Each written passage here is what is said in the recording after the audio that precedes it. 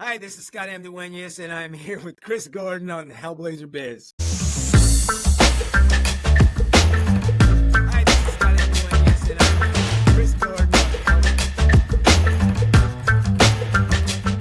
Everyone, I have the awesome pleasure and the company of Scott Hamm Duenas today for me on Hellblazer Biz. So thanks, Scott, for joining me. I really appreciate your time. Excited to be here. Thank you for having me. No, you're welcome. We're here to, obviously, you are an award-winning actor, a producer, screenwriter, the works, so to say. So, and obviously, we are here today. I think final wage. That makes me sound very fancy. Thank you very much. Oh no, it's quite good. I think it's great. I speak to a lot of actors and a lot of screenwriters, and directors and producers as well. And I think it's kind of a natural progression. I think sometimes, isn't it, for just to get it's a great way to see the other side of how things work. So you can get yourself skilled in the acting for so long, and then take a step to either direction or produce. Can't speak. Told you production. Just try and produce areas, sort of have a look and find the different ways of how it works. I think it's great because you can utilize the skills that you've learnt in one area and then incorporate them in another area. Yeah, I totally agree with you, and yeah, it's so different. I'm learning so much, and yes, I've realized the guys on the other side of the coin of this business are very smart and very talented people and very hard working because it's a lot of work. But I'm new to it, and I love it. So far, so good, and I love it. I hope to get to do more. Excellent. And we're here today, obviously, to talk about Final Wager, which is the current film. I mean, you've got an extensive career as well, to be fair. You've appeared in some fantastic and classic, like I say classic, that's not the word, even some of the legendary shows as well. Like Star Trek, you've been in Star Trek, Deep Space Nine, NYPD Blue. Over the years, obviously, you've having appearances in these, and General Hospital as well. You were Frank Rauch in, and Cobra Kai is another one I picked up on because I've done a lot of Cobra Kai interviews on this show, and that's one of my favourite shows at the moment as well. So you've even appeared in that, which is brilliant. It's a nice varied career and a quite steady one as well, quite through. So I say these are top end shows that you're getting these roles in, which is fantastic. Well, no, thank you so much for that, and thank you for the resume pump up there, man. That's good. I'm very fortunate, and I love sometimes sitting back and looking at it, going, man, I've gotten to do some pretty cool shows, and it's not surprising that you've had a lot of Cobra Kai people on because it was such a hit show. It's such a hit show, and that they've got that universe of Cobra Kai fans that are almost, I liken it to like a Star Wars or something like that. They just have this community and they know all the characters and all the episodes. And because once I did that episode and I had like a small guest starring gig, I was on a lot of Cobra Kai stuff and had a lot of reach outs, probably maybe the most I've ever had. And I was like, man, this Cobra Kai fan base is a real thing. And it was so grateful that I was a small cog in that wheel. It really is a huge fan base, and like you say, it went wild, it went crazy because it started out on YouTube, and then it turned into the phenomenon it is. There, it's just I think it's one of those shows that just everything comes together so well written, and for people my age and your age, I think you're younger than me, but similar sort of age, I believe. It's a nostalgia because it takes you right back to the 80s, and every moment of it, it's just like wow, you remember. And the way they change things over, like the Johnny and I've forgotten his name, Ralph Macchio's. How bad? Yeah, Daniel. They changed the character sort of personality. Daniel. Yeah. How can I forget Danny Russo? They changed his personality over. It just works really well. Yeah, I was all in as a viewer because I didn't come on until season 2, my character, but I had watched all of season 1 because I was a Karate Kid fan as a kid, and I'm like, how are they going to do this? How are they going to make a series out of Karate Kid? One of the greatest movies of all time, as far as I'm concerned.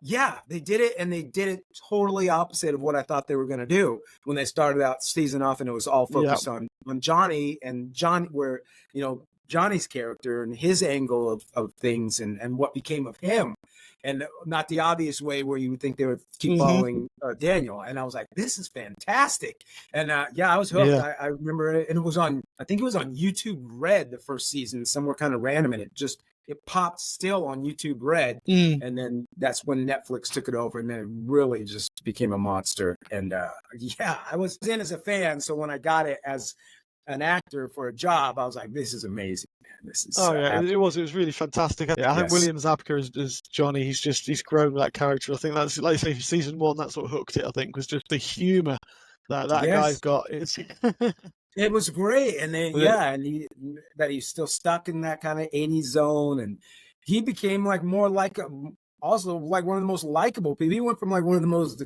hated like villains, Johnny in the Cobra Kai, and then now it's like people love Johnny. Like he even though he's got the rough edges, they love him. yeah, They almost love. They started blaming everything on Daniel. Like looking at it now, I could see this was a Daniel problem, not Johnny. Johnny's okay. So yeah, it totally flipped everything on its exactly. head. You can it's quite funny how they do that. Yeah. Yeah, exactly. Well, yeah, exactly. Daniel's got the beef. Daniel came in, took the girlfriend, and this Yeah, all the it's very, online very cleverly conspiracy done. theories of Like you say, it's got everyone talking. yes, for sure, I agree. Exactly, and that Johnny did win because he's the illegal move and kick, and The it's illegal quite funny. kick is Tables always turn. yeah, and that's always I read about that forever as far as just the fun of the story, and then you read about it as it's a plot hole in the filmmaking because they say at the beginning of the tournament, no kicking to the head, but then the whole story ends on a kick to the head, and Yeah, I'm just like, I'm like, you guys, that's too much. Let's just say the movie's a classic, so exactly. It's cool, and it's great fun. It's great fun to have. And bringing it back to yourself, Scott, with Final Wager. yeah, I've actually viewed the film now as well. This is your latest one as well, where you play Chance, which is aptly named character. yeah, Bit of a chancer with his gambling there. Um, yes. that's how did you come across that? Yeah, how did you come across that film? What attracted you to that particular storyline? Because you're already a producer in it, and you're the lead actor in it as well. Yeah, So what kind of drew you thank to the you. story? Thank you for watching the film. I'm glad you liked it. I love this movie. It's a really good film, and it stars, yes, like you said, myself, and it also stars Michael Madsen. It's got a cool cameo from Tom Arnold. But yes, basically it's about gambling. It's like a little and what drew me to it and how I got involved with it is the Jerry Artukovich, who's the writer, and he's a friend of mine from back in the day. And we both came out here to LA he wanted to be a writer. I wanted to be an actor. And then, I veered off into the acting side of things, and he kind of went into the casting director world. He cast a lot of reality and cool reality shows. And, but he still has always kept the dream alive of writing. He's had a couple scripts optioned. And so and I think he's a great writer. So anyway, he saw that I started producing stuff, and I had done. He came to my screening of Rebroken, which was the film before that, which was starred myself and Tobin Bell, and he was like, "Hey, man, you're like making real films. Like this is really good." And he's like, "I really like the movie, and it was really well done and well shot." And he's like, "I would love it if we did something in the future." And I said, "Jerry, that would be my dream, man, to do something with my friend like that." And then I don't know, a year or two later, he goes, "I wrote this script."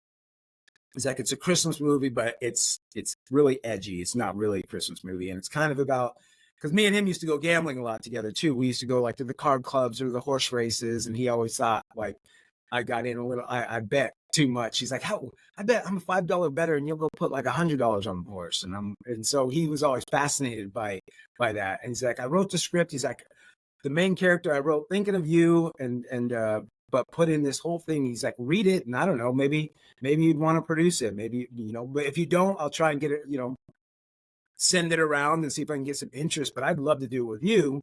And I said, "Well, yeah, send it." So I read it. I loved it. I saw some of the little stories in there that had to do with myself and him. And so then I take it from there, and I took it to our team, my guys, to get the money for it and pitch them on it and see if they like it. That's kind of my biggest responsibility so far as a producer. I'm still learning the nuts and bolts of the technical stuff, which is my weaker side, but I'm good at the logistics. I'm good at knowing the actor side and the agents and the managers and the and then trying to raise the money. And so yeah, I got the money raised to make them, what we thought was an acceptable budget to make where we could make a decent movie.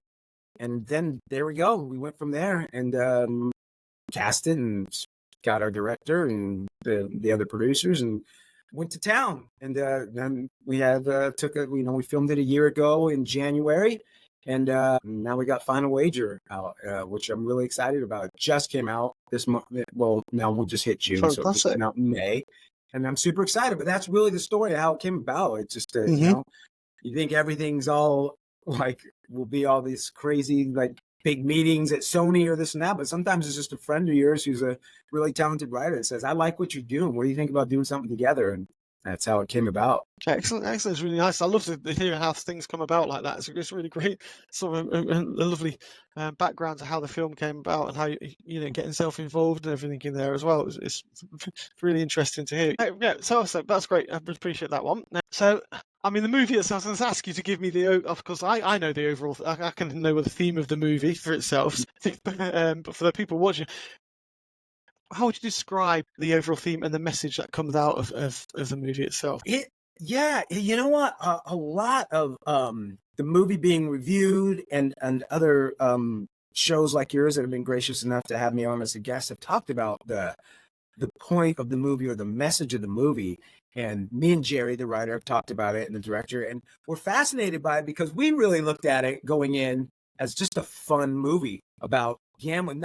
We really didn't set out to have like a message on is gambling bad or is gambling good or is bad behavior rewarded, things like that.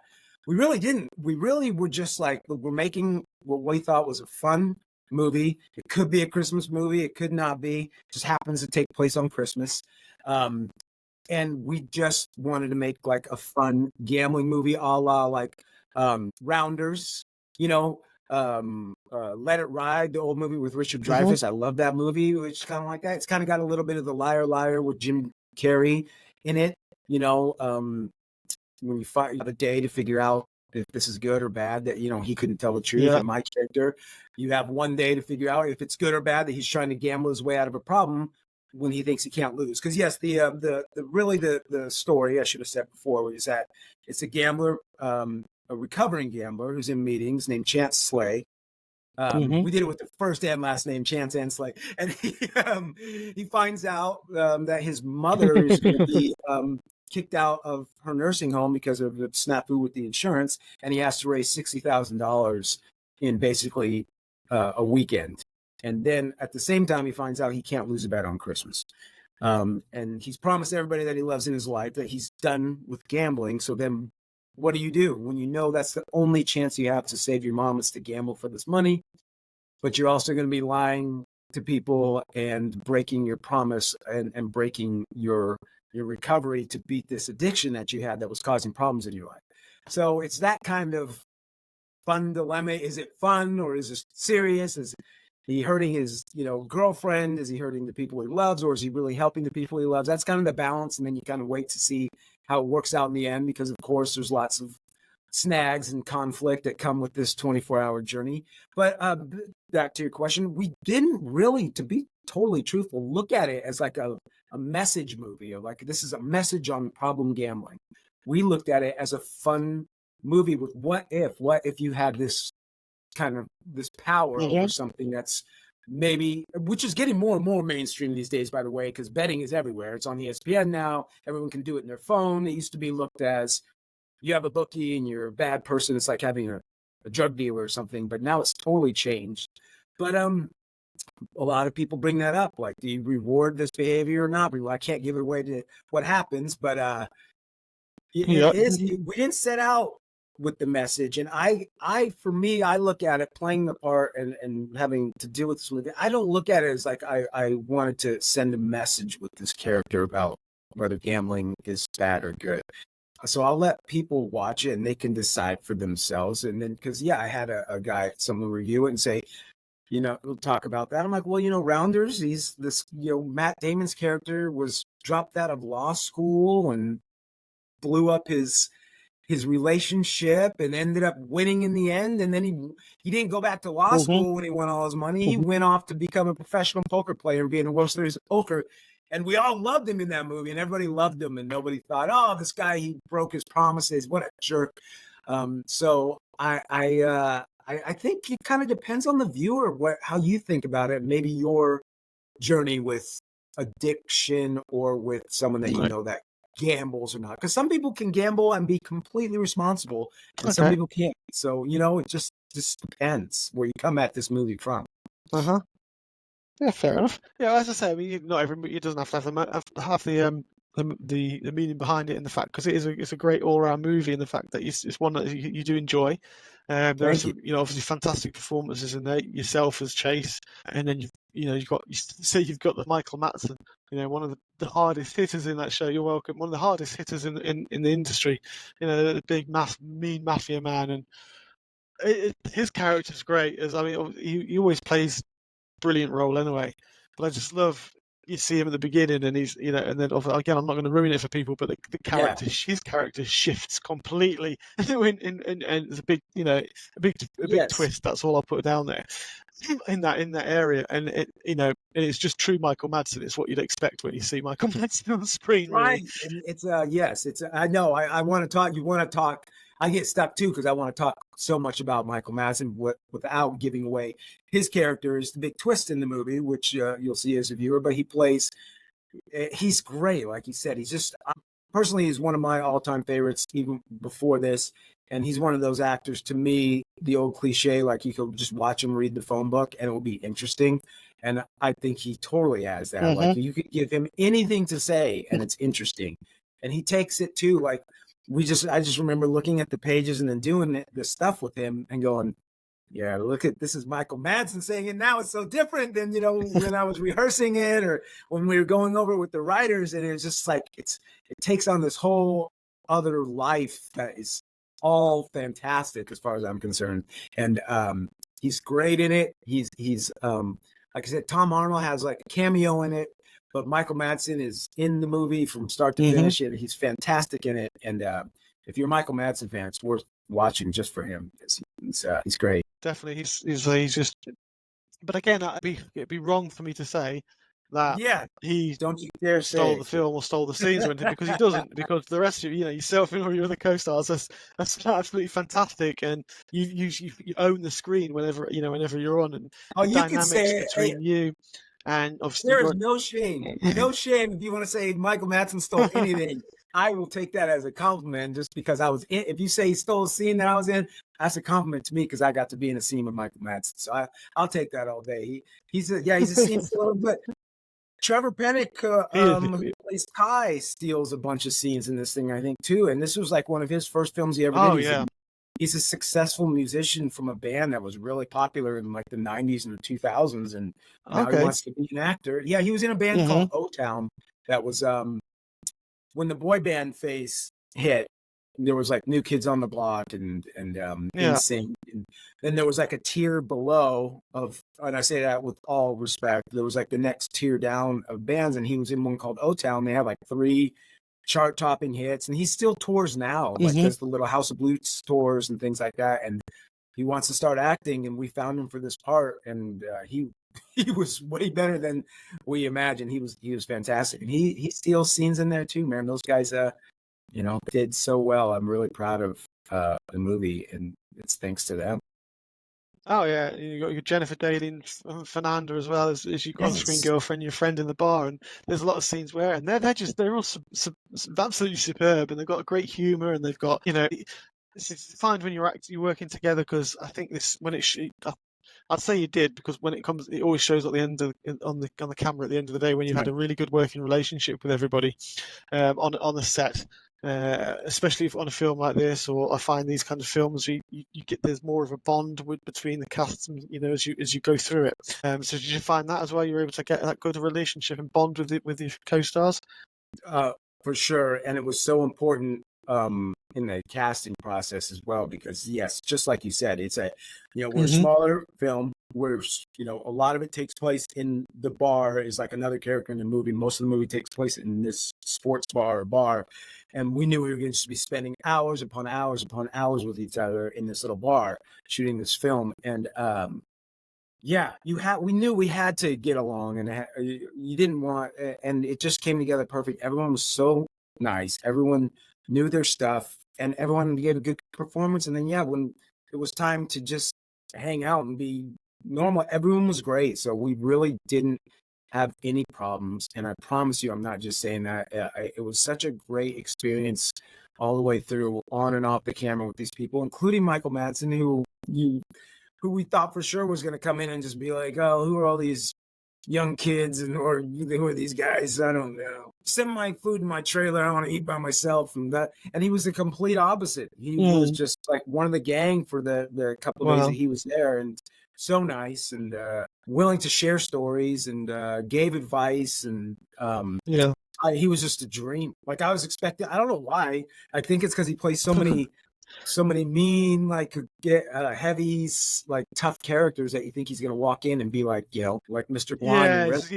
You start mixing the man He's with so the character. nice. He's so sweet. Yeah, he's still got that voice and that presence, but then he's like super nice. He's just he needed it to go like that.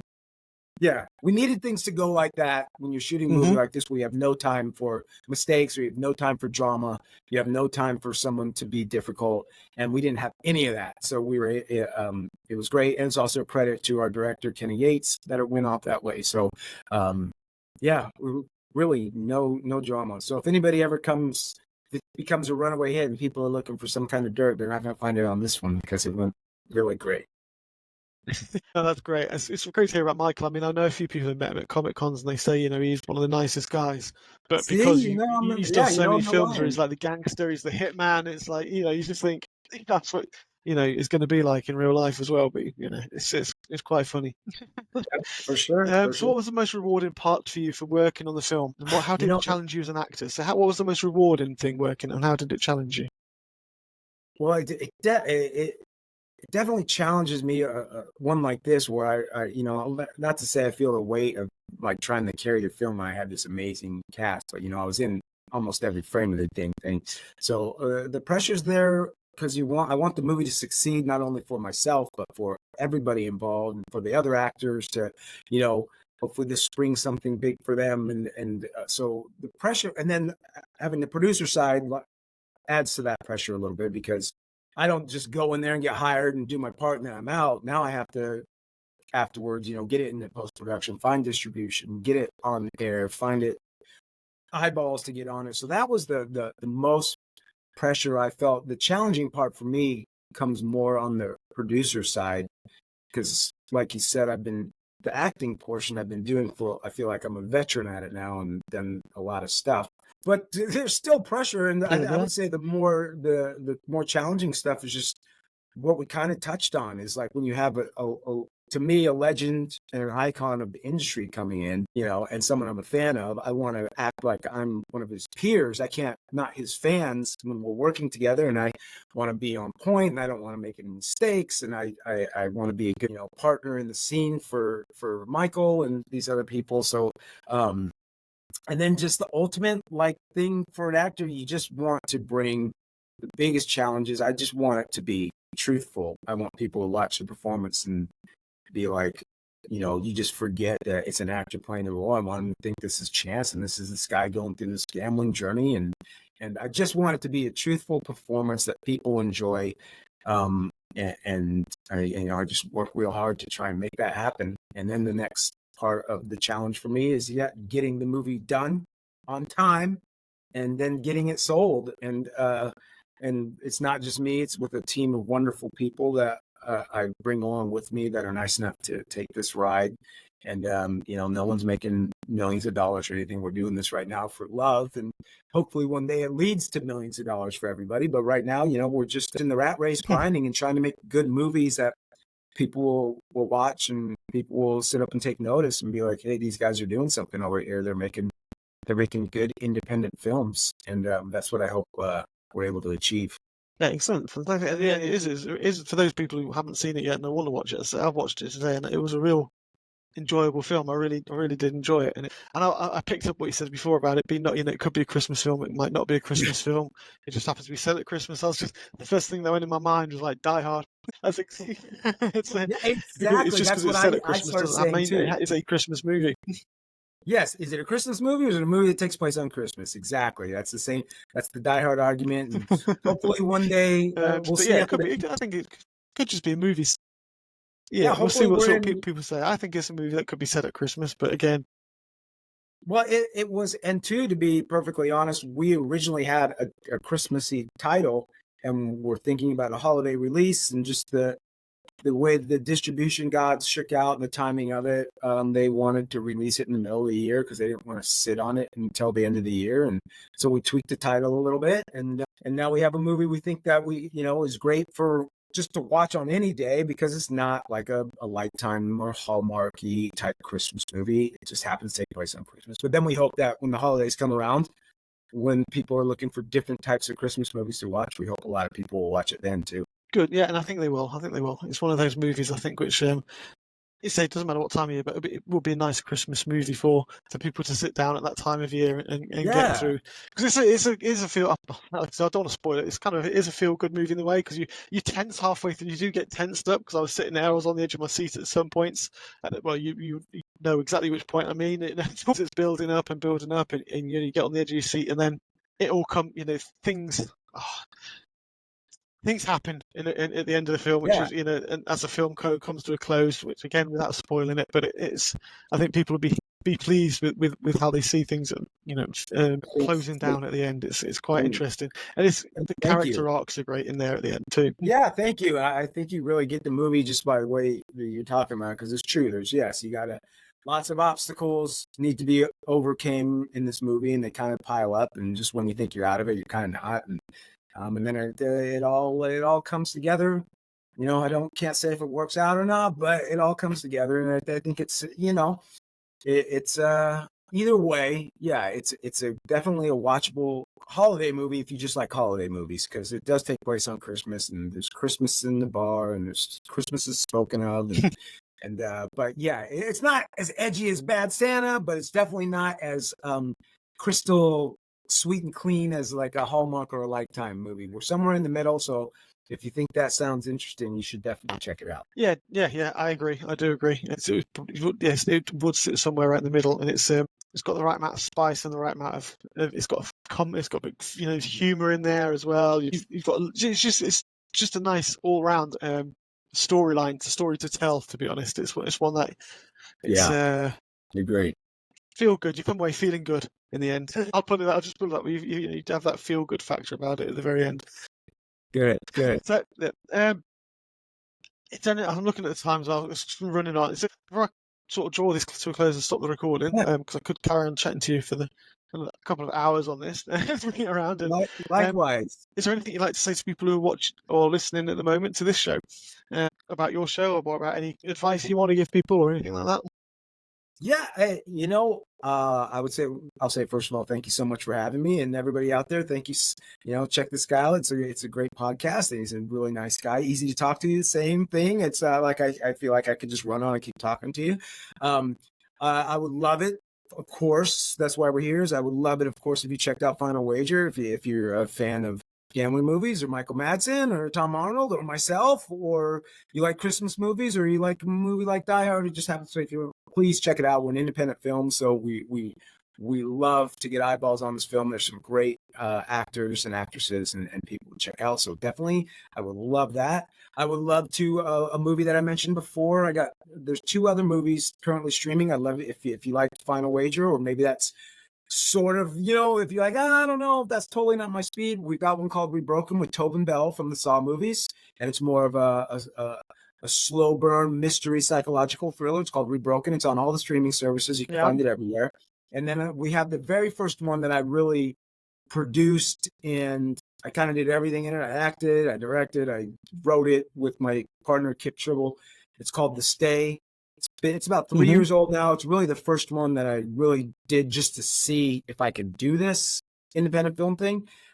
It's definitely the smallest budget. Right. It's a really low budget independent film, but it's done great numbers on the streaming services. You can find it anywhere, Tubi, Prime, any of those. It's some really good numbers. It's a really straightforward, like if you're the kind of person that likes a popcorn movie where 4 people go up to a cabin and crazy things happen, this is your movie. So I would love to, if you just checked out any of my movies, would be great because it all helps out. And obviously check out the Hellblazer Biz podcast too. And anything inspirational, do things just, it's, I started all this stuff late in life. So no matter what you're doing in your career, what you're doing with your life, if you say, it's too late for me to do this or do that, it's never too late. Because what are you going to do? You only get one life and one try. So it's never too late.